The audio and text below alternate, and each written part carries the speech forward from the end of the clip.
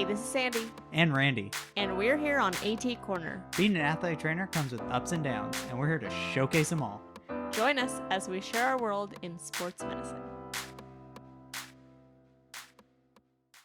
Welcome back to another episode of AT Corner. For this week's episode, we are closing out Mental Health Awareness Month by talking about burnout.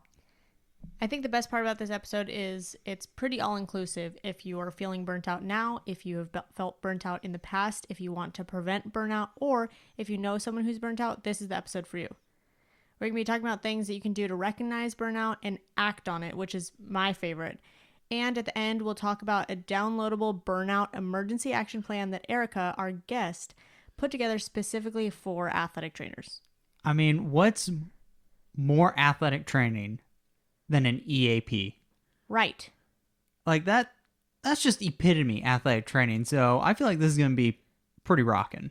So who is Erica? Erica is an athletic trainer, strength and conditioning specialist, Reiki master, and breathwork and meditation practitioner. What is Erica not?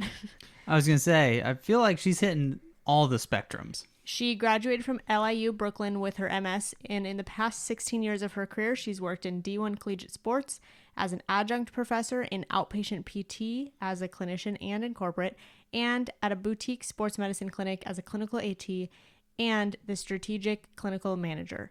Just last year, she started her own business, the Notorious ATC. So without further ado, let's hear from Erica. Let's do it. All right, so we got to do it. We got to do some cryo breakers. Just get the ball rolling. So our first question we always start with is, what made you become an athletic trainer? So I think like a lot of athletic trainers, it started when I had an injury. I actually was majoring in something completely different. I wanted to be an environmental journalist, and I was majoring in PR and communications. And I was suffering from a shoulder injury. I had been a swimmer. And after going to PT, I was working with an athletic trainer there, and learning about the profession just made me want to do that. I had thought about PT, and I kind of saw all those other settings that weren't sports related. And I was like, I don't know if it's for me. I don't think I could be in the clinic all day long. And when I realized what he was doing, he was like splitting time in the PT clinic and at the high school. I was like, maybe I can do this. And so I transferred colleges, I changed majors, and then I haven't looked back. How interesting that you actually met an athletic trainer through a PT clinic. That's pretty cool. Yeah, super cool. Yeah. So kind of along those lines, you've been practicing for about 16 years now, you said? Mm-hmm. So our next question for you is, what is your athletic training spirit animal? And this, for our new listeners, is a modality, rehab tool, tape braces, etc. Any tool of the trade that represents you as a clinician. So I think it would have to be, I know everybody has their own brand that they love, but like a PowerFlex, because number one, I like the idea behind it, right? It's like strong, but it's flexible, and that's what we have to be as athletic trainers. So I feel like that's probably more than one person's spirit animal out there. But also it's so multifunctional, and it's definitely something I've used to kind of wean my athletes off tape jobs. There's people who are always afraid to like give up the tape. It's so light, it's so flexible, it gives them just enough support. It's kind of like Dumbo with the feather to me, and helps them kind of really get to trusting their body again. So I love that. PowerFlex is also my spirit animal. Love PowerFlex. So one of the best things about our podcast is, with our education, we also like to pair stories, because there's definitely a lot of learning that can be done through story time. So do you have a story about a time in athletic training where you felt burnt out? I have many. And I think at the time, maybe I didn't know I was burnt out. I would have described it as maybe frustrated or exhausted. And probably the word that I would use all the time was I'm just feeling really overwhelmed, is something I would say a lot. And then into overwhelm went exhaustion, anxiety, frustration, all the things. That was kind of my collective catch-all term. And I would kind of describe it as always kind of the story would come out of the straw that broke the camel's back, right? It had been building. And then, you're trying to get out of the athletic training room. All your appointments are taken care of. And then that one athlete who's your last appointment ends up showing up an hour late and they're post-op and they need to do their session, and I would end up missing plans with friends or something important and feeling so resentful. And anytime I felt resentful, I knew that was kind of a symptom of what I now would call burnout, because I really loved what I did. I loved my athletes, I loved my work, I loved the setting I was in. So anytime I felt resentful, I knew that was kind of it. So to kick off our topic, I think that was perfect. And we, if you guys have listened to the episode right before this, we actually just shared a bunch of stories from athletic trainers and their experience with burnout. But we brought in Erica today to talk about burnout specifically. So Erica, could you explain to us, what is burnout? So burnout is actually, I feel like it's being talked about a lot more now, but it's a pretty recent clinical assessment or clinical diagnosis. It wasn't around until the late 70s, I believe 1976. And it was described as having 3 components that can potentially be a part of it. So one is emotional exhaustion. And these are things you guys might identify with out there. One, if not all 3. Emotional exhaustion, depersonalization of your patients, and decreased perception of your personal accomplishments. So that's kind of the perfect storm if you have 2 out of the 3 or even all 3 occurring. And this applies across the board to many helping professions and medical professionals. But it's estimated that about 20% of athletic trainers at any given time are suffering from at least one of those 3 symptoms of burnout. Oh man. That is surprisingly not a surprising statistic. No, and when I was listening to the episode that just aired, Randy, I think you were talking about taking the step back and getting super clinical and not as personal, right? So when you're feeling burnt out, so that's that depersonalization piece, and that's really common. And I think that's something that even if you don't realize you're doing it, your coworkers will realize that it's happening. So even though the other ones might be actually more common, I think that's the one other people can recognize, which is important. So going off of recognizing when you see burnout, how does burnout present in most athletic trainers, or what you've seen in your experience? So it can be anything from, I think the biggest thing is seeing a change in personality, whether it's that they're withdrawing a little bit. A lot of times people get much more introverted. And for me, I definitely would withdraw and become a little bit more task oriented as well. So I think my athletes or my coworkers would know, my tell was I would go and make the heel and lace pads, right? Nobody is ever going to bother you. Nobody ever wants to help make the heel and lace pads. So if I wanted to be left alone, that was what I was doing. Or maybe I would go and do inventory, right? Things that nobody else would ever want to help with. So there's definitely that element of withdrawal. Sometimes just getting snappy with athletes or with coworkers, and just kind of not being their normal personality.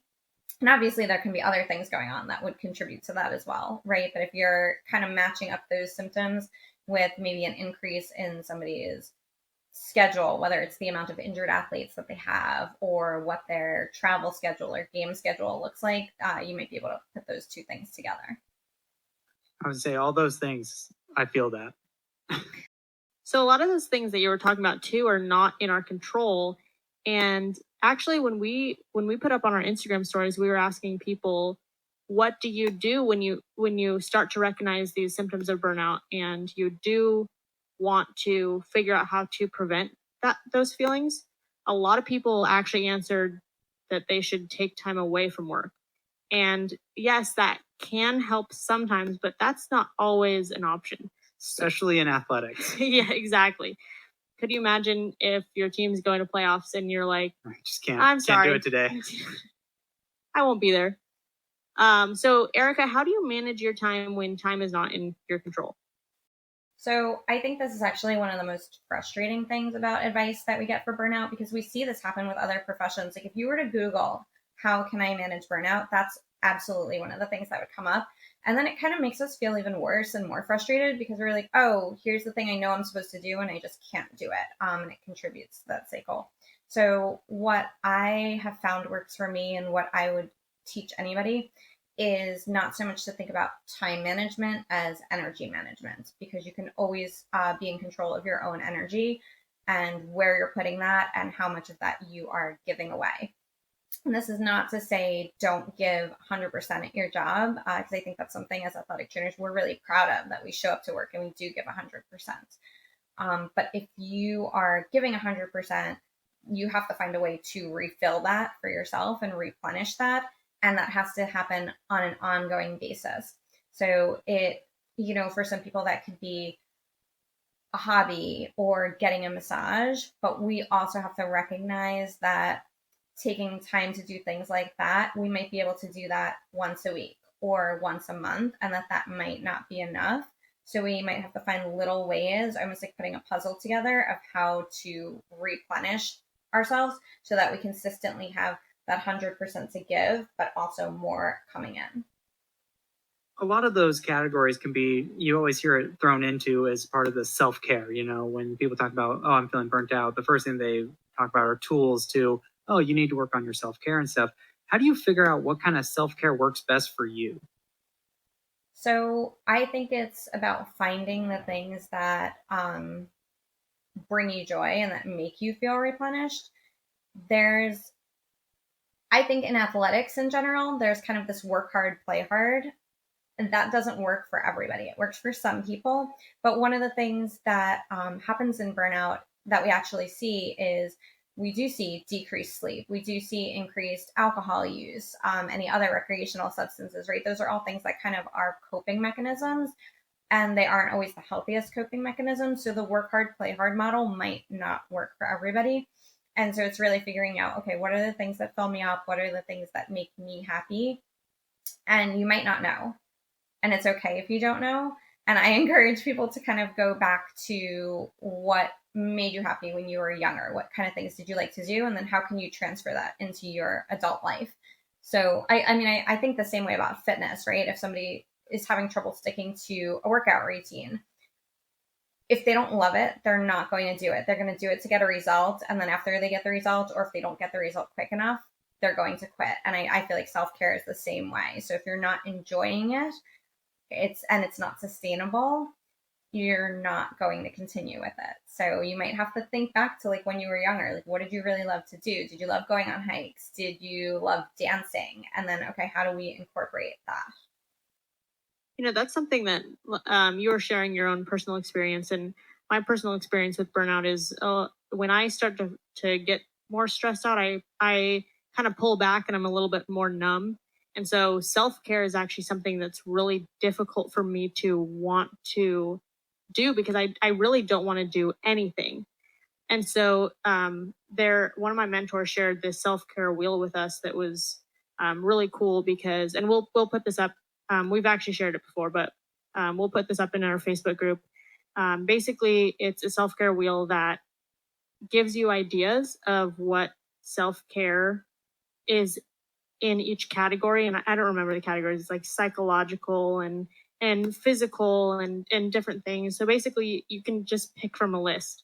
And so that's helped me a lot, because I don't want to do anything when I'm burnt out. So I think that's a good way to find self-care. So I'm really starting to gather, when we talk about self-care, the best analogy is always a wheel. We have the self-care wheel, and then Julie Max talked about the spokes on a wheel for time management and work-life balance. I think I made a wheel reference last episode too. Man, we're one more wheel, we might have a car. I'm glad you brought it up as far as like recognizing struggles with work-life balance and burnout amongst colleagues. And there's a lot about being supportive about your work-life balance and stuff. How do you go about being a self-advocate for yourself amongst your coworkers and your supervisor? We talk about doing that to administrators, but what about fellow ATs that may not be as sensitive to something like that and maybe have an old school mentality? So it is really hard to lead by example, because there is a lot of like guilt and shame and blame around taking care of ourselves. And what I find so interesting about that is that we are so used to being an advocate and an ally for our athletes. So for example, if you've ever been through a preseason where there's like 3-a-days, you've probably had a moment where you had to have a conversation with a coach, like that your athletes are maybe being pushed a little bit too hard. Maybe something needs to be altered in the schedule. Maybe an off day needs to be like restructured. Maybe recovery work has to be built in somewhere. And we're quick to go to bat for that, but we don't go to bat for it for ourselves. So I would do like a check-in with yourself and say, if I was an athlete, how would I be advocating to a coach for this? And then, do I do that for myself? Am I honoring myself the way that I treat my athletes? And that really is it. If that's your standard of care, why are you not treating yourself with the same standard of care that you treat your athletes with, right? And if you're presenting it to your colleagues in the same way that you would present it to a coach, are you going to get pushback? Sometimes, absolutely. But do you get pushback from an old school coach? Absolutely. And you still persevere because at the end of the day, you're the advocate for the athlete. And so sometimes we have to be an advocate for ourselves, for our students, or for our colleagues as well. I love that analogy because I feel like a lot of times especially when we as athletic trainers get hurt, we talk about how we're our own worst patients. And you can take that and transfer it over to what you were just saying. We are probably not doing as good of a job as we should be as being our own advocate. And if you just switch that role, I love that analogy. I've never heard that. Thank you. Yeah, I think it's important. And I think it's also important to realize that like it's a proven fact. And actually the Journal of Athletic Training did a whole, I think they looked at a subset of 51 articles on burnout. It was published last year, April 2020. And they found that burnout does occur across all aspects of the profession. So I think it's also important to acknowledge that, because when we talk about the guilt, shame, and blame, there's like a lot of, discussion between the different settings as that, it's an expectation almost that collegiate athletic trainers or high school athletic trainers will experience burnout, but that people in other settings won't. So I've definitely heard people say like that they left the collegiate setting expecting to not have burnout, moving into a PT clinic or into being a professor or something like that. And it's important to acknowledge that it happens across the board in all settings. And sometimes it's more about some of it is what you're going through personally. Some of it is your workplace, but it's not setting specific. How much do you feel is this lack of wanting to advocate for yourself because of the narrative that a lot of athletic training students get when they're going through their programs? One of the things that athletic training students are always told is like, hey, there's gonna be days you're gonna work long hours, and pay is gonna be bad. And they point out all these negatives, which are realities in some settings, but not all settings of athletic training. How much does that contribute to those students feeling like, oh, I have to tough this out to be a good athletic trainer? A ton. And I had to like check myself on that maybe like 2.5 years ago. I was having a really honest discussion with some of my grad students about this and about how I was in a job that a lot of athletic trainers are asking me, like, how do you get a job like the one that you have? As if it was something to like work up to. And I wasn't really happy in my job. And I was kind of trying to figure out, what do I do next? Where do I go next?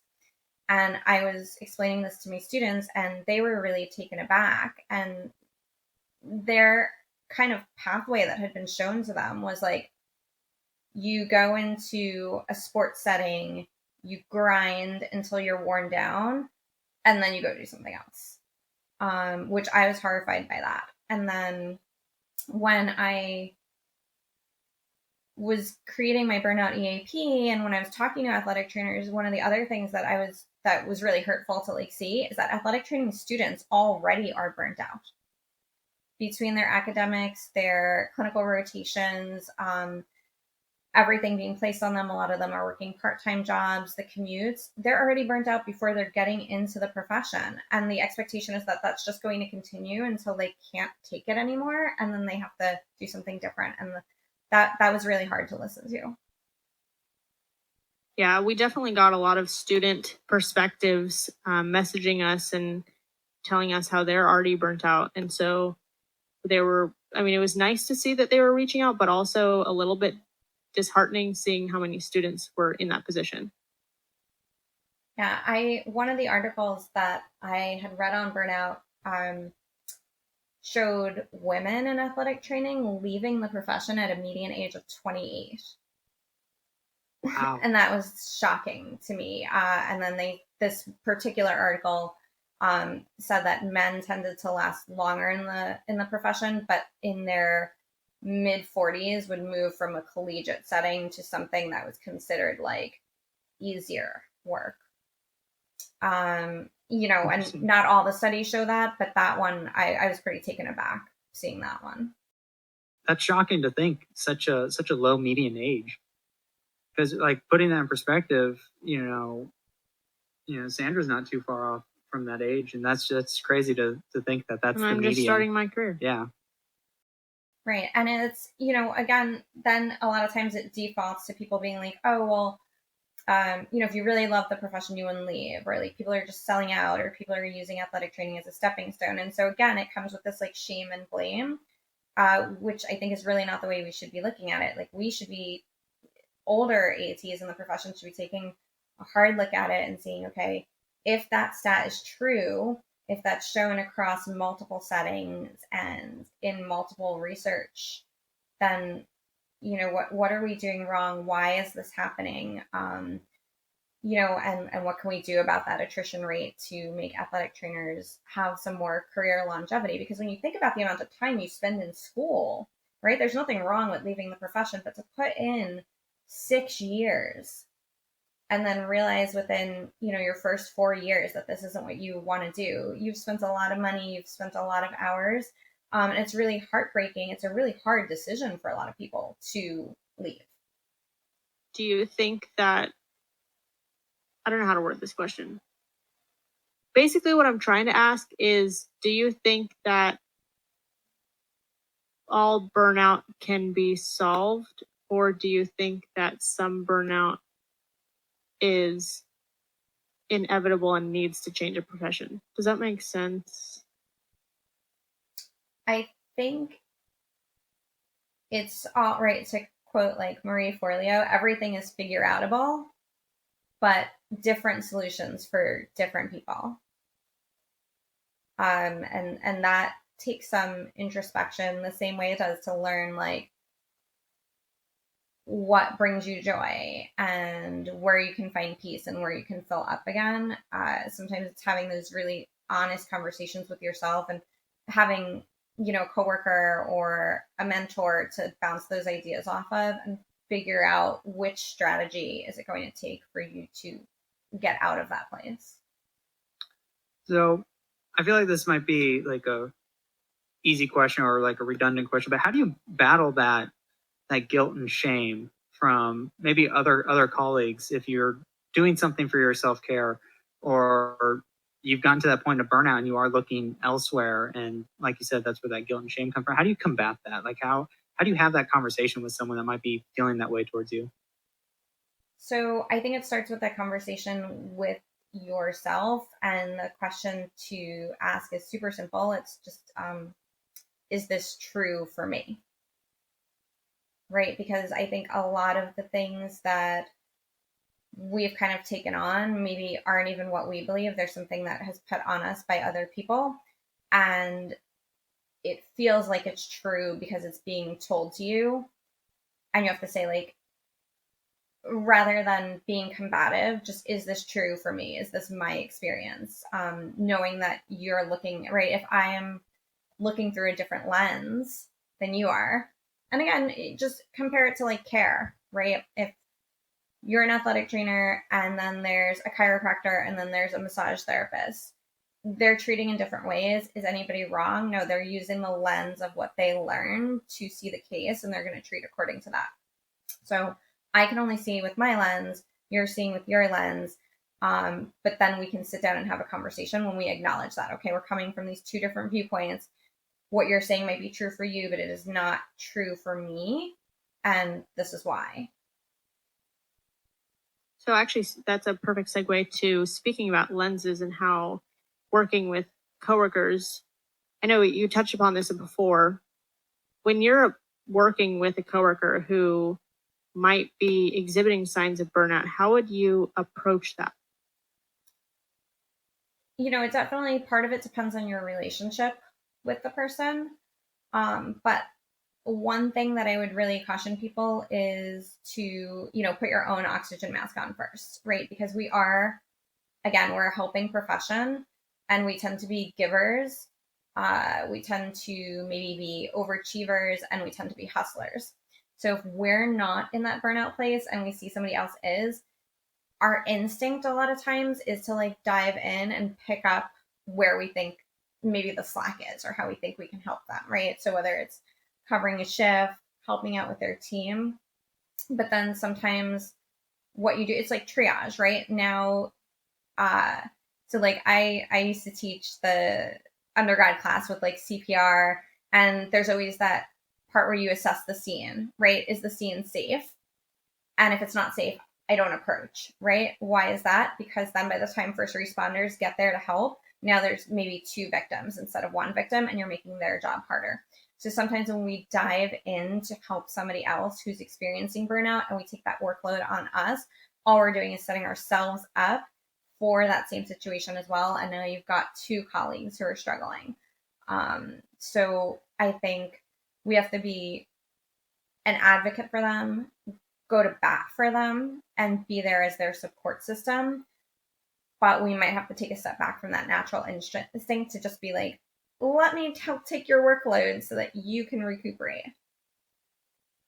And I think knowing that, like what you were saying, you can also turn around and see what your own perspective is if you have a coworker who is noticing your own signs of burnout and what they might be feeling in that situation. Mm-hmm.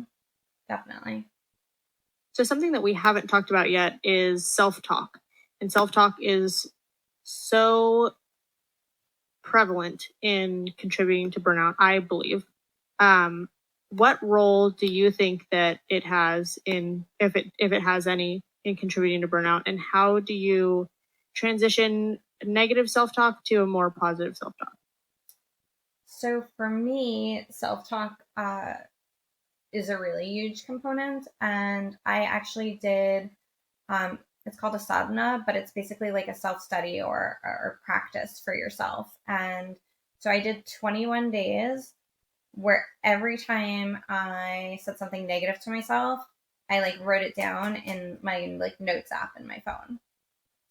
And the act of typing it made me realize like, wow, this is what I'm saying to myself. And then the other component of it was that I had to like switch it to something positive.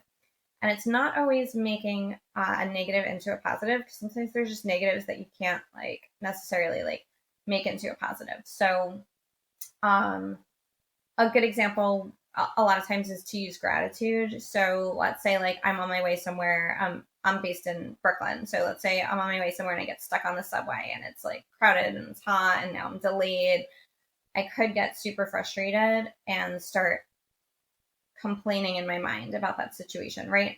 Or I could be like, I'm so grateful that I have such an easy commute on the subway and I don't have to like sit in traffic every day and pay for a car and pay for insurance and pay for parking in New York City. So that's like a gratitude practice, and that's an interesting way to approach it. That works for some people. The other way to approach it is to think the way that you speak to yourself, would you speak to somebody else like that? So if you just kind of take a moment right now, and I'm sure we can think of something like that you've said in your head to yourself today or yesterday that's maybe not so kind, and think like, would I say that to my best friend? Would I say that to a child? Like if I am on my way somewhere and I make a wrong turn, or I'm about to like cook something in the kitchen and I realize I've forgotten an ingredient at the store, be like, oh my God, I'm so stupid. How could I forget that? But like if my roommate forgot something at the store, I would never be like, you're so stupid. How could you forget that? Right? That's just like, so we're a lot of times not very kind to ourselves compared to how we would treat somebody else. So that's a question you can ask yourself. Would I say this to somebody else? How would I say it to somebody else? And you can make that switch. That makes a big difference. I like that. That's pretty good. One of the things that I remember from like sports psych and stuff was in regards to self-talk. When you're trying to make that transition to positive self-talk, it has to be something that you believe. You can't just say like, oh, I'm great. Well, you didn't say it very convincingly. You got to believe what you're saying in order for it to actually be positive self-talk. Totally. And this is why, like, in burnout, this is such a problem, because like I was saying before, right, it can be emotional exhaustion, it can be that depersonalization, but that third component, decreased perception of personal accomplishments. So now we're just in this kind of vicious cycle, right? Because the one thing that, or one of the things that keeps us like loving our profession, I know for me, is you've worked with somebody for, you know, anywhere from 6 weeks to 6 months, and you're getting them back off the sidelines and into the game again. That is a huge personal accomplishment for them. And I think it's a huge personal accomplishment for all of us as well. And when you start to lose that perception, always feeling like I'm not good enough, I didn't do a good enough job. And I was kind of hearing a lot of that in the podcast that you guys just released, right? Where people were saying like, I had multiple concussions, or I had this many injuries in a day, in a week, in a season. We just start to feel so depleted. We start to feel like nothing that we do is working, nothing that we do is good enough. How do we keep these kids on the field? How do we keep dealing with parents?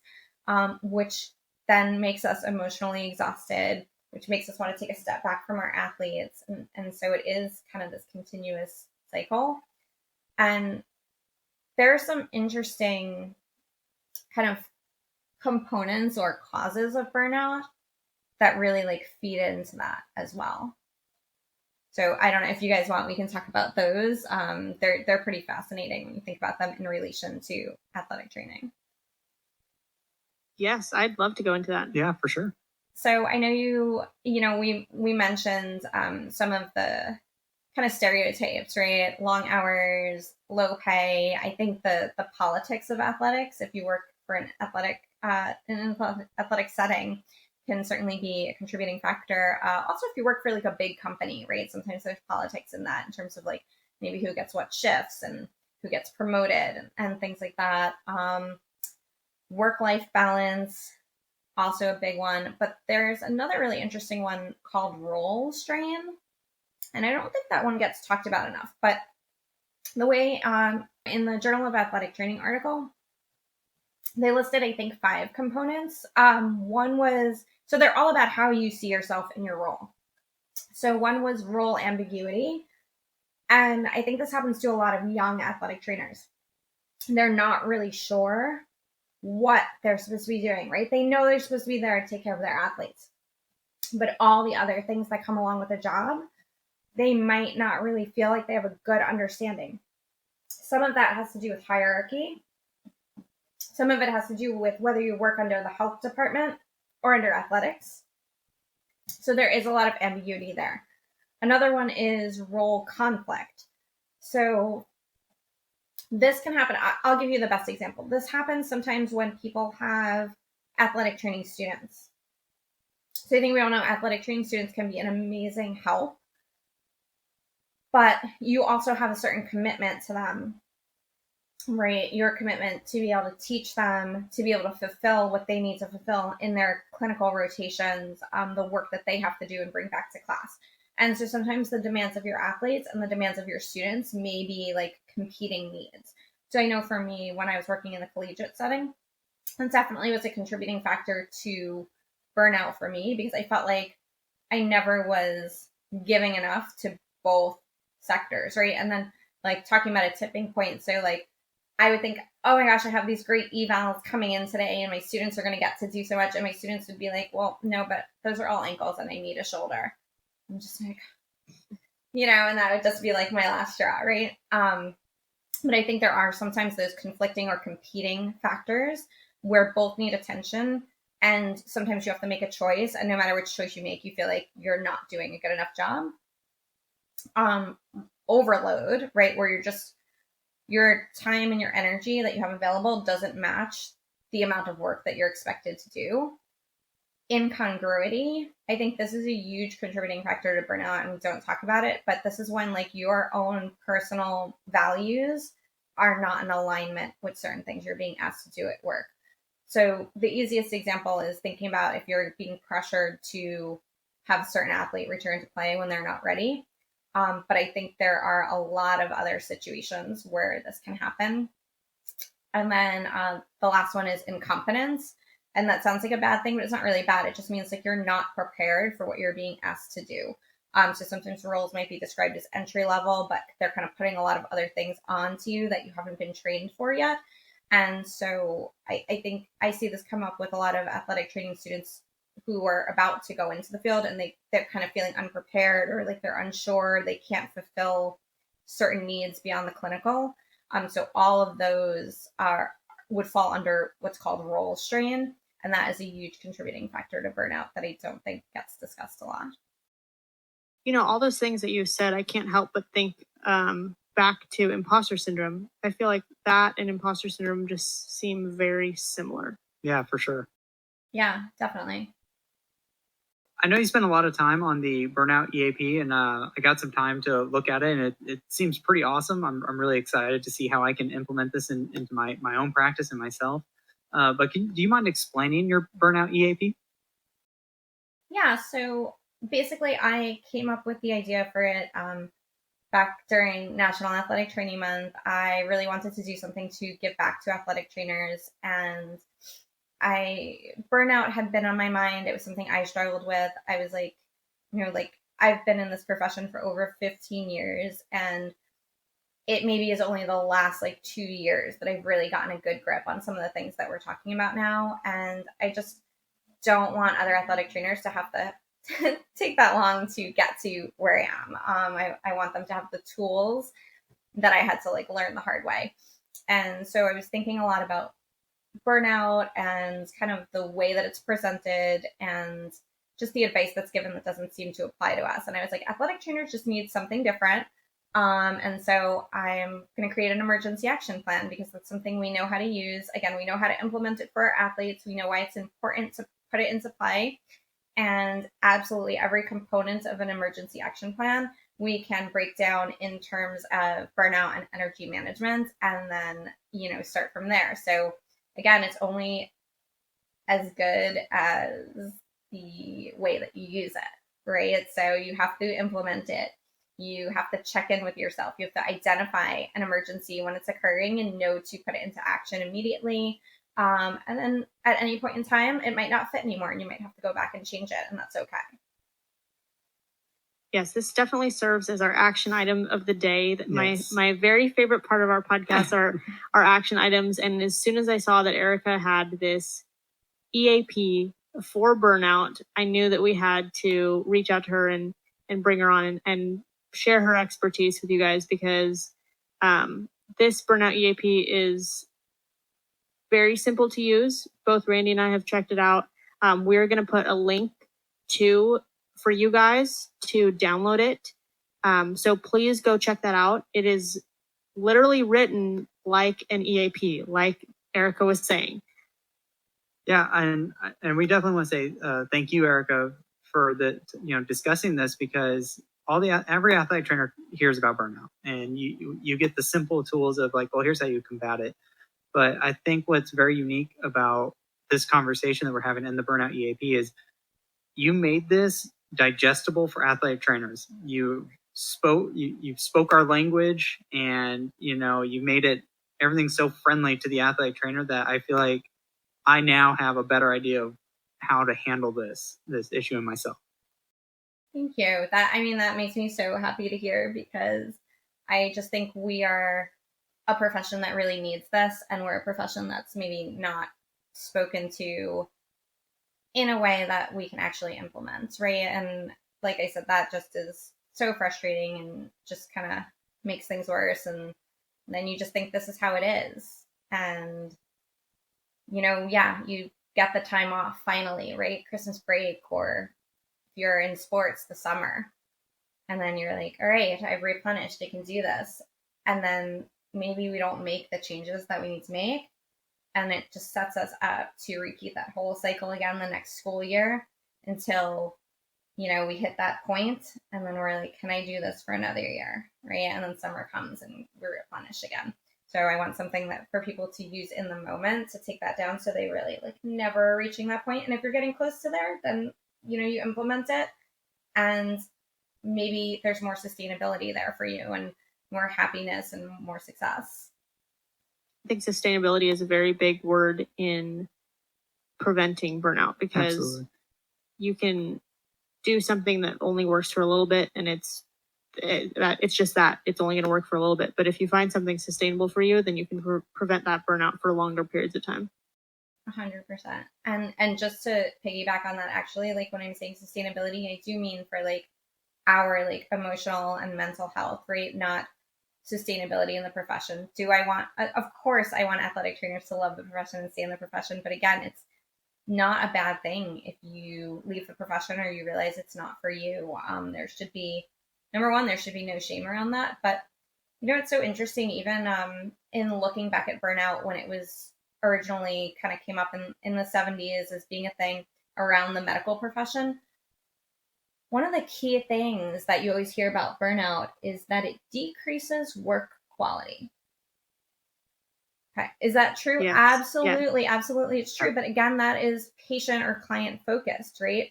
So we're saying like, wow, there's a huge problem. There's something like really awful happening to our healthcare professionals. And that's important because it decreases patient care.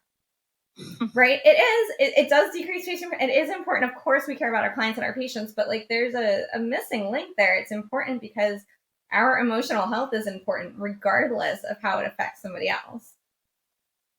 Yeah, absolutely. It's all about getting those priorities. Yes. Good luck getting an athletic trainer to focus on themselves. I think I speak for ourselves and all of our listeners when we say thank you for your vulnerability and showing up today. Yes. Yeah, thank you for having me. I really appreciate it. So like you said at the beginning of the episode, I think one of the best things about our conversation with Erica was everything was so action oriented. It gave you a lot of tools that you can use right now to start identifying if you're feeling burnt out, if a colleague or friend is feeling burnt out, and what you can do about it, and what are the tools at your disposal. So, like we said before, all of the links are going to be in our show notes. And if you don't know how to find that, just scroll down. If you're watching on YouTube, just click more on the description. There you can find Erica's website and social media, Notorious ATC. And you can see what she's been up to, including downloads or workshops made specifically for athletic trainers. Also, as a bonus for this week, we have on our YouTube an extra clip from today's podcast that is really worth checking out. That is how much material that we had. We couldn't even fit in the episode. We had to expand to bonus clips.